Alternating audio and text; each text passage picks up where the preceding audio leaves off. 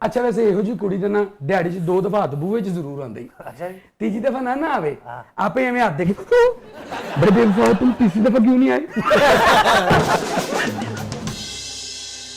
जी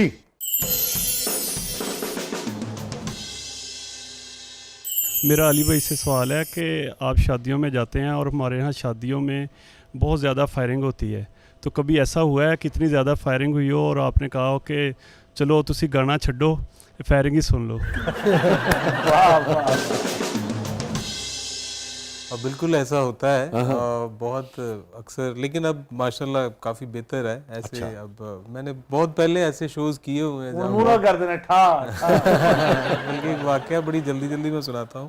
हमारे एक स्टेज पे ऐसे मतलब म्यूजिशियन बैठे हैं, सिंगर बैठा हुआ है और वो सारे जो बल्ब लगे हुए हैं ऊपर, ग्लोब्स लगे हुए हैं, वो गन से वो सारे तोड़ने शुरू कर दिए। और सिंगर्स नीचे बैठे हुए थे। सिंगर्स गा रहे हैं, वो भी कनोपी के अंदर वाले तोड़ रहे हैं और करते करते वो सारे टूट गए। वो अंधेरा, अब बारी आ गई उधर स्टेज वाले म्यूजिशियन सिंगर्स हैं, खैर वो शुरू हो गए ठा ठा ठा ठा। एक बल्ब रह गया है और वो थोड़ा नशे में भी ऐसे ऐसे कर रहा है बंदा, बंदूक उसकी ऐसे ऐसे निशाना ठीक नहीं। निशाना तो ढोलक वाला जी कहता मैं ਤੁਹਾਨੂੰ ਲਾ के देना।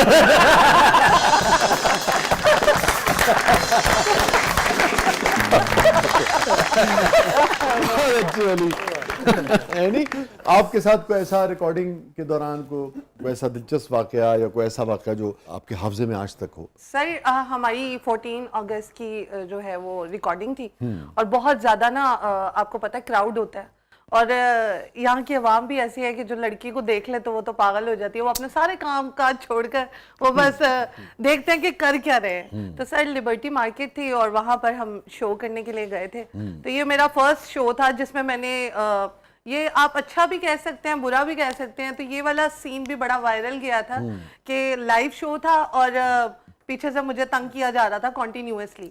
तो मैंने फिर वो लाइव ही उसको माइक मार दिया, दे मारा लाइव ही दे दिया मैंने उसको माइक। मैंने कहा चलो ले लो। Very good. वैसे ये देखिए बज़ाहिर कितना आसान लगता है ना, जो बच्चियां आती हैं, जो सर बहुत खवातीन आती मुश्किल है। हैं, हाँ। पढ़ी लिखी खवातीन है, कोई पढ़ा लिखा ना भी हो, उसके लिए एनवायरनमेंट तो बहुत सेफ और सिक्योर होना चाहिए ना।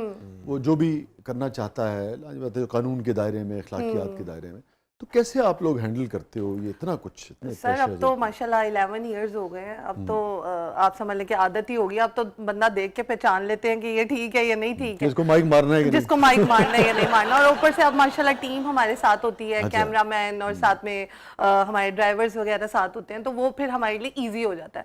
और बस पहले साल ही पता चल गया कि भाई ये बंदों वाली फील्ड है, इसमें बंदा बन के ही काम करना है, तो बस वही है। Very sad. मैं तो मुझे लगता है कि मैं जैसे कहते हैं कि माशरे की तरफ से अपनी वो खवातीन जिनको इस तरह के मसाइल का सामना रहा, उनकी तरफ से हम माफ़ी मांगे आप सबसे। हाँ, तो बड़ी लैविशिंग लाइफ है। हाँ। लेकिन जिस मेहनत से हम लोग काम करते हैं और दिन रात एक कर लेते हैं, तो आपके प्रोग्राम का नाम फटाफट जरूर है, मगर कामयाबी फटाफट नहीं मिली। कामयाबी फटाफट लोगों को समझना चाहिए जी, और अपनी खवातीन के लिए, मर्दों के लिए, सबके लिए एक ऐसा एनवायरनमेंट होना चाहिए जो जिसमें अमन हो, जिसमें बेफिक्री हो, बेखतर हो के लोग लेकिन अपना अब सर उन बैरियर्स को हमने खत्म किया है जो कि लोगों के दिमागों में एक चीज थी कि भाई ये चीजें गलत है। अब जितने भी हमारी आगे वाले लोग आ रहे हैं उनके लिए हमने ये तमाम चीजें जो है बहुत आसान कर दी। आपको लगता है उनको माइक मारने की जरूरत नहीं?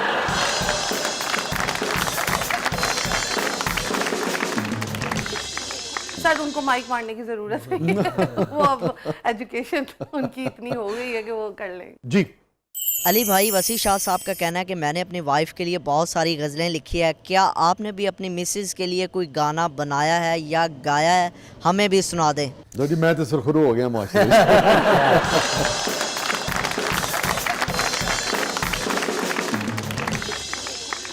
बिल्कुल, मैंने वैसे तो मेहदी साहब की एक लाइन मुझे बड़ी बाती है कि तू मिला है तो ये एहसास हुआ है। वाह वाह, ये मेरी उम्र मोहब्बत। मैं बिल्कुल गा के आपको सुनाता हूँ। क्या कहना। अच्छा, इस गाने का एक अजीब पहलू है। जी जी जी। शादी की कुछ अरसे बाद भी बंदा यही गा रहा होता है मेरी शादी की उम्र अब थोड़ी है। नहीं नहीं वाला रोमांटिक गीत जी कपिल सिपाही साहब करें। जी जी तू मिला है तो एहसास हुआ है मुझको, वाह अली, ये मेरी उम्र मोहब्बत के लिए थोड़ी है। क्या कहना। एक जरा सा गम दौरा का भी हक है जिस पर, मैंने वो सांस भी तेरे लिए रख छोड़ी है। वाह तुझ पे हो जाऊंगा कुर्बान। कुर्बान, तुझे चाहूंगा मैं तो मर कर भी मेरे जान, क्या कहने। तुझे चाहूंगा अपने जज्बात में नगमात रचा भी जुदाई का भला कैसे करूं, मैंने किस्मत की लकीरों से चुराया है तुझे। वाह वाह वाह। तुझ पे हो जाऊंगा कुर्बान, तुझे चाहूंगा मैं तो मर कर भी मेरी जान, तुझे चाहूंगा जिंदगी में तो सभी। क्या क्या ब्यूटीफुल।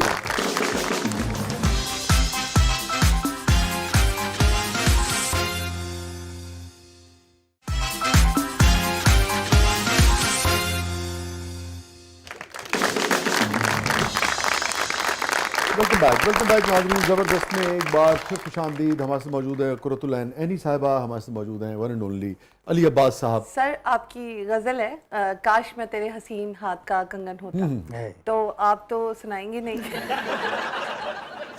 तो मैं अगर अली से सुनना चाहूँ तो। वाह वाह, क्या आपने शायर को माइनस किया है। सर आपने ये किसके लिए जो है वो लिखी थी? ये नज्म जो है जी। ये आप अली से पूछे ना, जिससे सुनना चाह रही नहीं हैं। नहीं सर आप आपने लिखी थी, मैंने बाद में पढ़ी है। आप बताइए इससे पूछे इसने किसके लिए गाई है। आपने किसके मैंने लिए? जो भी खूबसूरत हसीन कंगन वाली उसके लिए गई। अब मैंने कंगन तो पहने नहीं हुए। जिस जिसके हाथ में कंगन है उसके लिए गाई है। जिस जिसके हाथ में कंगन है नहीं है, सबके लिए। सबके लिए।